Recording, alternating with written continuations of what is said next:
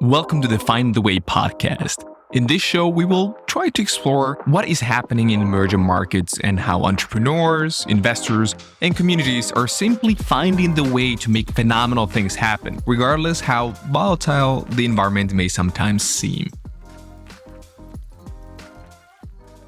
I'm super excited to have Diego González Prado as today's guest, all the way from Buenos Aires, Argentina.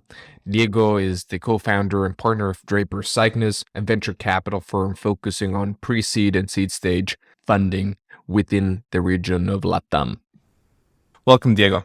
Thank you very much, Eric. Thank you for having me here, and welcome to Buenos Aires. Thanks, appreciate it. You've been operating in the ecosystem of Argentina for a long time now. So could you please give us a little introduction to yourself? Yeah, for sure. Well, I started here in Buenos Aires working in M&A. That's the 90s and 2000s.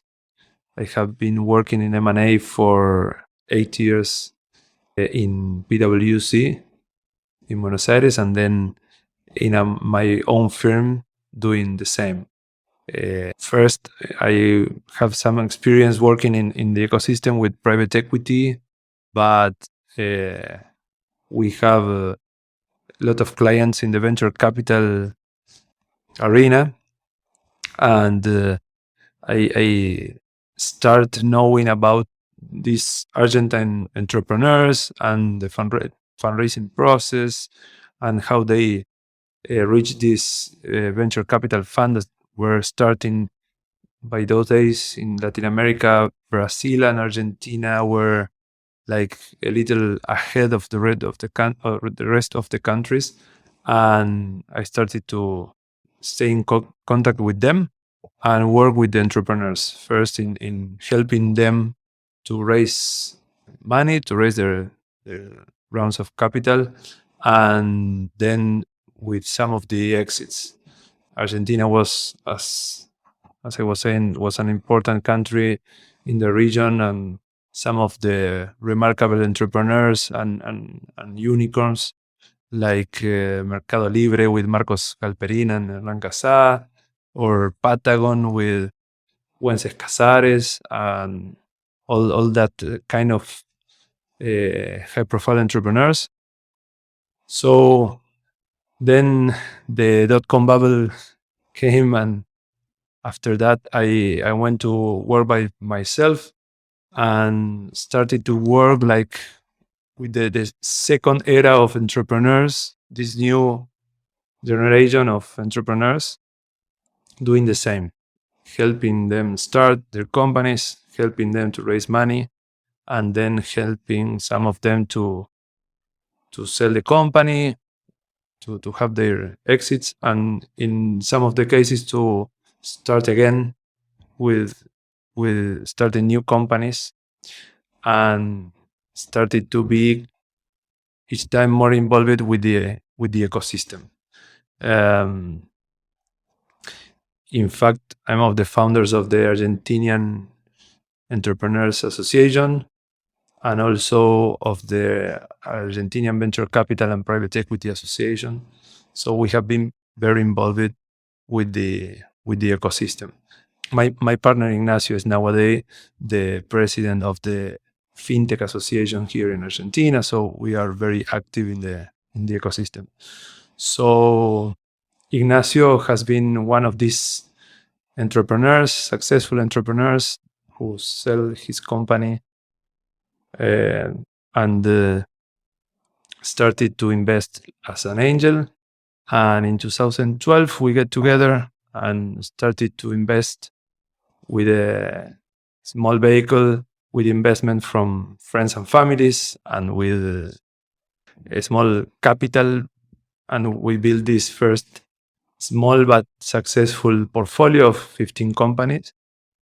2 of that companies became unicorns. They were OutZero and Satellogic. And so that's how we started in 2012 with Cygnus Capital.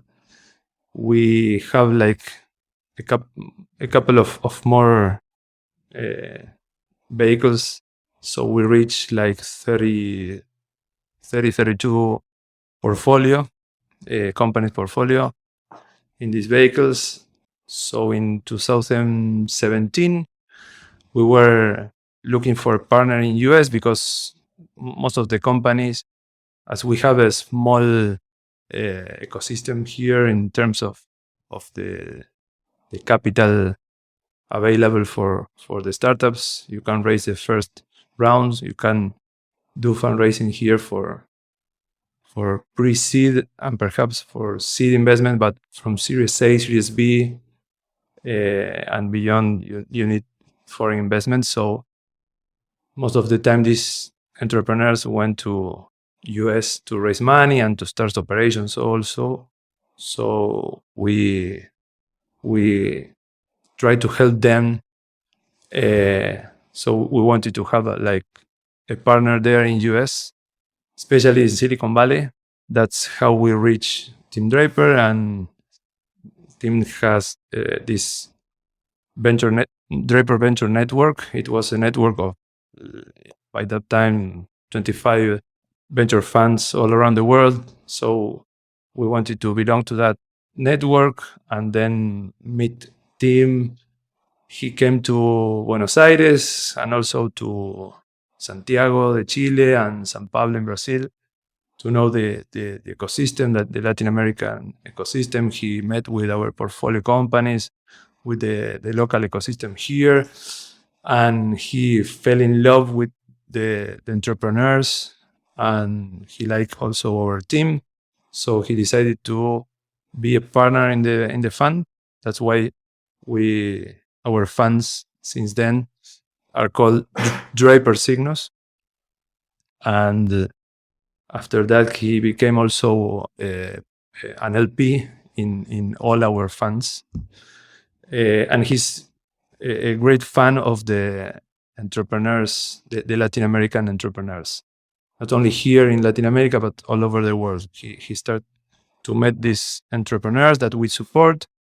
And just to give you a sense of how he liked the Latin American entrepreneurs, from our actual portfolio, Draper Cygnus, we have 22 companies invested with Draper Cygnus. We have 2 vehicles with Tim, and we are investing, but we have already invested in 22 companies, and 6 of them has been invested after we invest.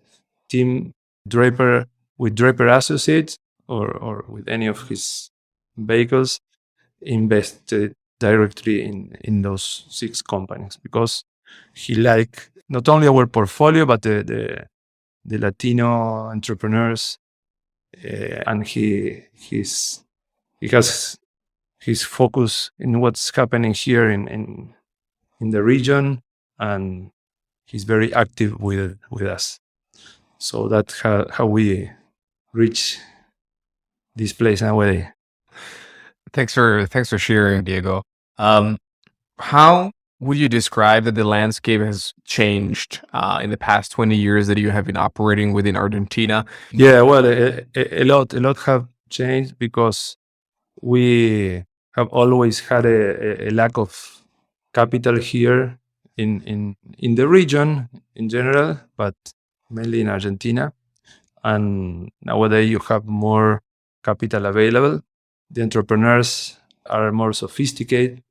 We have a generation of entrepreneurs that some of them are 2 times or 3 times entrepreneurs. They have more experience. They have their exits. They start again with new businesses. They start to invest in other entrepreneurs, in startups, and also in funds. So I think that we have now a more sophisticated ecosystem.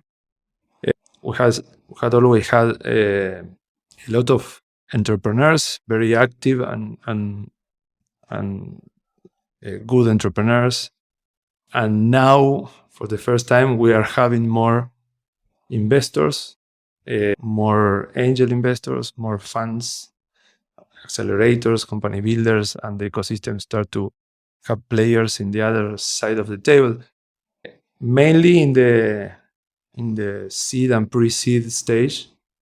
As I was telling you earlier, in Series A, Series B, and beyond, you have less or you have no players locally here in Argentina. So the entrepreneurs who are going well and need to scale their companies, they need to try to find the source of capital abroad. They can't be funded by the local players. But at least the seed stage, I think that we have a very active VC ecosystem. Yeah, and you're talking a lot about that there is a larger influx of capital coming into the region. So would you be elaborate a little bit to the audience that what type of LPs do you have? Are they local or are they foreign? If they are foreign, where are they coming from? Yeah, for sure. In Latin America, the last 5 years were really extraordinary. We used to have, just to put it in terms of volume of capital, we used to have like $500 million a year invested in all the region, in all Latin America for several years. And 5 or 6 years ago, we started to double that number. We reached $1 billion, then 2 billion, and 4 billion, and started to grow. With the pandemic, what happened was that the digitalization of Latin America experienced a huge acceleration, and there were a lot of capital available in all the world, but a lot of capital flew to the region. So we have like an extraordinary year in 2021 with 15 billion in investments in venture capital. And now we have this market crisis, and the region will not be receiving those 15 billion in 2022, but we will not have a so bad year. Now in Q3, we are in 6.6, almost 7 billion. So we think that we can end the year in like 10 billion and not less than 8-9 billion. That's great for our region. It's a big number for us. So the capital started to come to the region. In terms of countries, as we talked before, Argentina and Brazil were like the first movers in the region. Argentina, with all the macroeconomic and political problems, is not ahead of the region nowadays. Brazil is a total outlier. Only Brazil has like 70% of the investment in venture capital in the region. With Brazil each year has like 70-60%, and Brazil and Mexico represent 80% of the volume of the region. And then you have Colombia, Chile, and Argentina as a second tier, and then the other countries. Argentina, Chile, and Colombia used to have, depending on the year, but from 8 to 12% of the volume of the region. So that's how the countries are represented in the venture capital field. Yeah, and is the money coming in to these regions, and especially if we now focus on Argentina, is it coming from the successes of the earlier entrepreneurs like Mercado Libre and their founders? Are they funneling money back to Argentina? And is the money coming mainly from the US in terms of LPs, or where is that largest chunk of that money coming into Argentina? Yes. What you have in the last years is money coming from US. A lot of money is coming from US with VC players, not so much as LPs of the fund, of the local, of the regional funds, but as GPs, as funds. So you have SoftBank, Tiger, or the big funds that brought volume of money to the region in growth later stage, and some of them also in early stage. So most of the money is from US and other regions, but US is for sure the main foreign investor in the region. So between the countries, you have different grades of development. So most of the countries have developed their own state agencies and some fund of funds that bring money to the market, and so the manager, the first time manager, can raise their funds part with private money, but in a big chunk of the fund could be with the state fund. Chile has its own. Mexico used to have his own. Argentina has his own fund of funds, the state fund of funds. Then you have family offices that started to be more active in venture capital, investing in the funds. And then you have, in some countries, the other institutional, the typical investors or the typical LPs, the pension funds, the insurance companies, endowments, and all that kind of institutional investors. In the case of Argentina, we don't have those institutional investors. The only investors that can invest in the VC funds and give some volume of capital are the family offices, the high net worth individuals. Some corporates are starting to invest, not only to have their corporate VC, but also they're starting to invest in some funds. But we don't have those institutionals like other countries with pension funds, insurance companies, or the typical LPs here in Argentina. You don't have that source of capital for the funds. And has it always been like that you don't have the typical institutions backing up the funds, or is this something that has changed? Yes, we have never had them locally, and almost nobody was investing in venture capital. I don't know, 10 years ago. You have some angels or high net worth individuals or some entrepreneurs that want to support other entrepreneurs, but even the family offices weren't investing. Now, in the last 3 to 5 years, they started to see the ecosystem, the sector.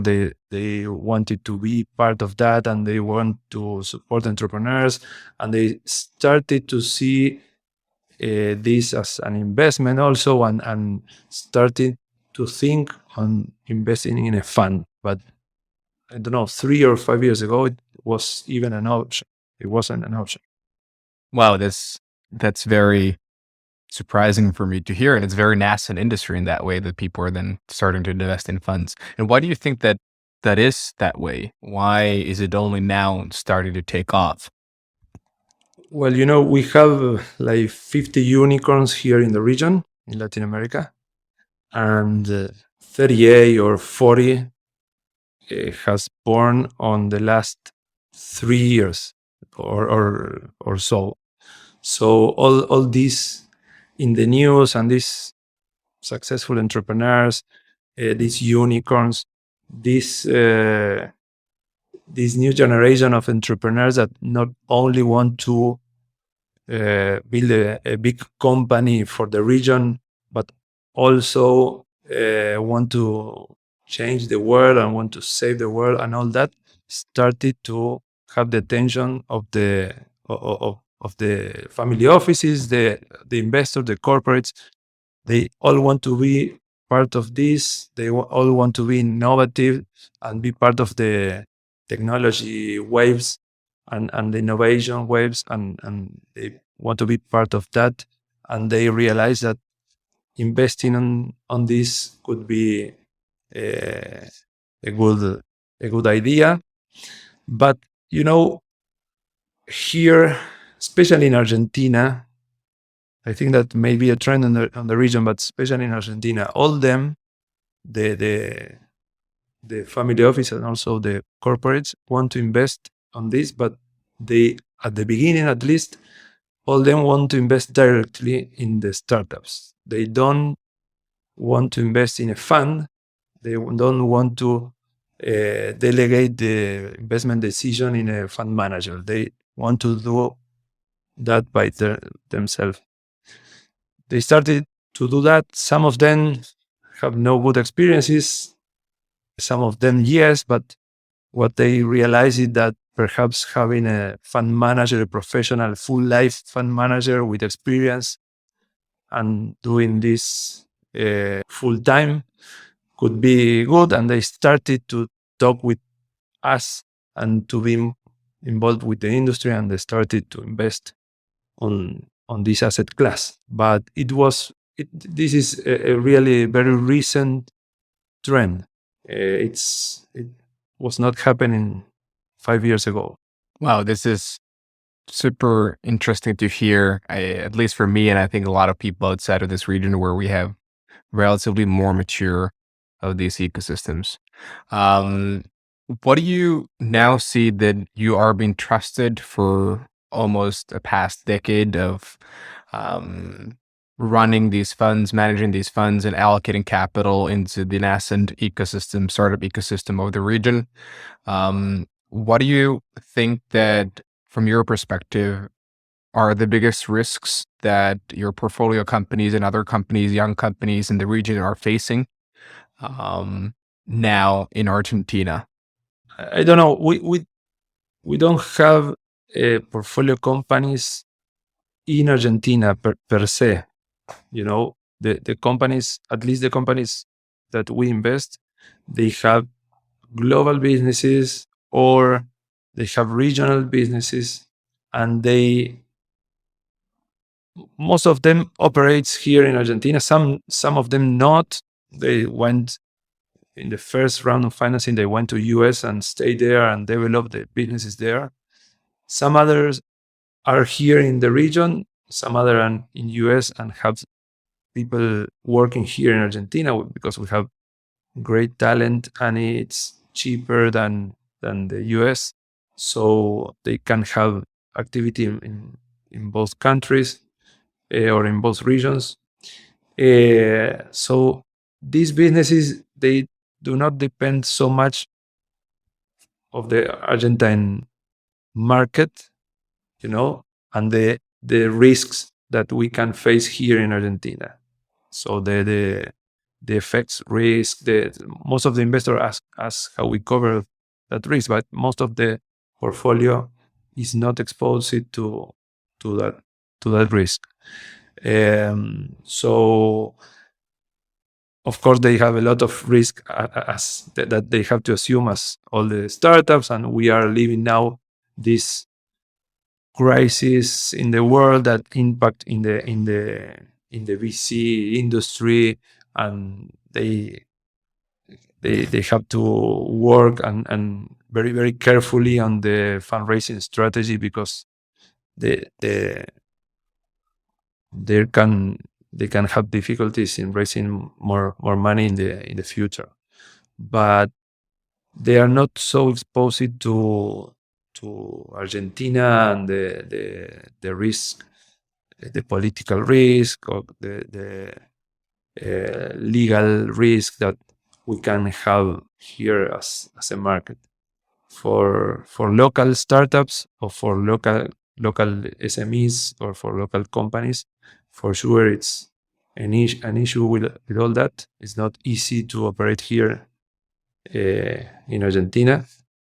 But most of our startup, they started here with the proof of concept of the business, but we try to be exposed to other markets, and all the companies, not only in our case. We now invest. We do not invest only in Argentine entrepreneurs. We invest in Latin entrepreneurs. Since our last fund with Draper Cygnus, we invest in Latin American founders. So the founder can be here in Latin America. He can be Mexican, Chilean, or whatever, and he can be also in US or any other part of the world. Not all the founding team has to be Latin America. With one of the founders Latino, it's a target for us to invest. So there are. We don't not only invest in Argentinian entrepreneurs. Yeah. And it still amazes me quite a bit when you're telling the story that even the pre-seed and seed stage funding has only developed in the past 10 years and more so in the past 5 years. And the monetary amounts that were invested prior to that were very, very little. How Argentina been able to create so many successful companies, so many successful entrepreneurs are coming out of this region. You've been following the region. You've been working as a professional here for the past 2 decades. How is this possible that such an amount of amazing companies, amazing talent is being developed within this region when for us in Europe, it seems to be very chaotic in terms of political and economic status? Yeah, it's because of our entrepreneurs. They are really. We have in Argentina great entrepreneurs. They are really, really very resilient. Some people say that if you can start up here, you can start everywhere, anywhere. Some people say that it's similar to the Israeli ecosystem, the Israel entrepreneurs.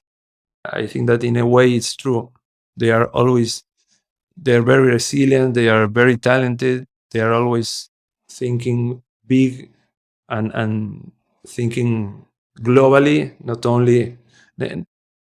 not starting for Argentina, for the local market, because we have a very small and very complex ecosystem. Perhaps if you are a Brazilian entrepreneur or a Mexican entrepreneur, you can start a company in your country. You can finance that company in your country in the early stage, in the late and growth stage. You can have an exit there. You can have you can go to the market. You can do an IPO. You can do all the way in your country. In Argentina, that's not the case. So you need to be in contact with the world. You need to go abroad and try to find your way to scale your business outside Argentina. So that's a necessity and not a choice most of the times. Yeah. And if we take a closer look on the talent pool of Argentina and how your portfolio companies are being composed in terms of their teams, what weaknesses do you see within the Argentine talent, and what are the main strengths in terms of capabilities within this talent pool here? Yeah. No, in terms of the talent, I think that is the main asset that we have here in the country. Because if you see, we are an agnostic fund. We can invest in any industry, and we invest in a lot of different industries and sectors. And in each of that sectors, you have great talent and different hubs of innovations here in the country, as you have in other countries of Latin America. Most people in US or Europe, they don't know and they don't realize that we have different hubs of world-class innovation in each of the countries. For instance, in our case, we invest in space. We have 3 portfolio companies in the space industry that the 3 of them are going really very, very well. They're very successful in different stages, but they are going really very well. And we have a great pool of talent because we have a great innovation hub in space. Not only in space, also in nuclear energy and in other things that the state had been investing a lot for a lot of the time, and so we have great professionals and young people working on that space that are really great. Some of them are starting companies, and we have access to this pool of talent. We have been investing also in biotech and food tech, and the biotech ecosystem here is really great. We have great ecosystems also in Brazil, in Chile, in other countries, but the Argentinian ecosystem, the scientific community, and the scientific community, especially in biotech, it's really great. And they used to be like researchers, and they produce papers and all that, and they didn't start a company because it was not they were not used to do that. But in the last, I think that 3 or 5 years, they started to become entrepreneurs. So we have great scientifics starting companies that became entrepreneurs, and we have really a great pool of talent. We have, for instance, another great ecosystem in crypto. So Buenos Aires is a hub of talent on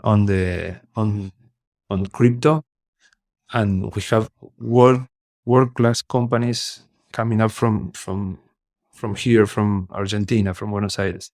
That is very well known in the crypto ecosystem worldwide, but I think that perhaps in the VC ecosystem, not everyone knows that we have here a bunch of great entrepreneurs on crypto.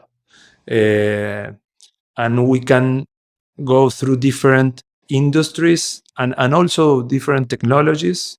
AI, we have not only in Buenos Aires, in Córdoba province, in other places. The main hub in space is in Bariloche. We have not only in Buenos Aires great entrepreneurs all around the country. And that happens, I'm talking about Argentina, but that happens in Latin America in general.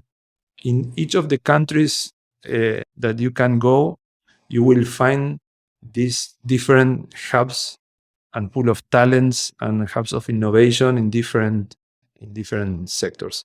And that is for sure the main asset that we have here in the region. And it was like the world was not putting the eye on this in Latin America, but I think that in the last 3 years that changed, and that's why the capital started to flow to the region.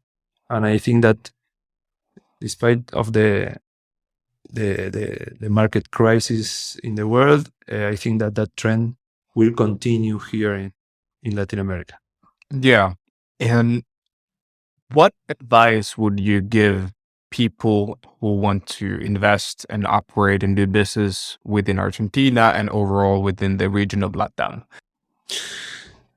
From the side of the investor, from the point of view of the investment, I think that it's very important to have to be here and to have some experience, and if you don't, to have a partner or a local somebody that is very well related locally, and we can't say in LATAM in each of the countries, because what perhaps a difficult that you can have when you say, well, I will invest in LATAM, is that LATAM is not all the same. You have on one side you have Brazil, that is huge, and it's not easy to invest in Brazil. You have to know the country, you have to know the ecosystem. Then you have the rest of LATAM, the Spanish speaking LATAM, and each of the country has its own rules and its own tax systems and its own ecosystems. And so to have access to those pools of talent and to do investments and to invest sometimes locally, sometimes not, you need to know the field and have a local view to do it better, because it's like a complex region with different countries and not all is the same. So I think that you cannot talk about, well, I will invest in LATAM and just do it. Where are the startups? Oh, this is a good entrepreneur, I will invest, and it's not that easy. So maybe a local partner. That's as we do in the other way. What we did in Draper Cygnus is that we had been always in contact with Silicon Valley, but we need somebody there in the field, and we look for a partner in Silicon Valley, and then we partner with Team Draper that is here and know very well all the industry, all the ecosystem, all the players, and how you have to do it. Well, the same is here in Latin America. You need a local view and that experience. You can't avoid that if you want to do the things well and you want to do good investments. Absolutely, absolutely. And then as a final note, if the more entrepreneurs that I've been visiting within Argentina and having great conversations, it becomes evident that there is a lot of talent pool that they would love to hire, and they're fleeing the region. They're traveling to Europe or to the US, and they become unreachable for them. How do you see this brain drain issue, and how can people here fight against people, the talent leaving? Yeah. Yes, a lot of people talk about the diaspora we have in terms of talents and entrepreneurs going abroad to scale their businesses. I think that in one way you can't avoid that. The government sometimes is trying to avoid that, and I think that you can't. It will happen if the conditions change in Argentina. Perhaps it will, in the future, it will happen less, but you can't avoid that. And in the other hand, I think that it's not so bad, because as in Israel it happened, they go abroad, they build great companies, they eventually have an exit, and they come again. Most of them, that's what's in the reality happens. They come again to Argentina, they start again a business, or they invest in other entrepreneurs, they help the ecosystem to grow and to thrive, and that's good. I think that it's not so bad. It's not a problem per se. The bad thing is why they do it in the beginning.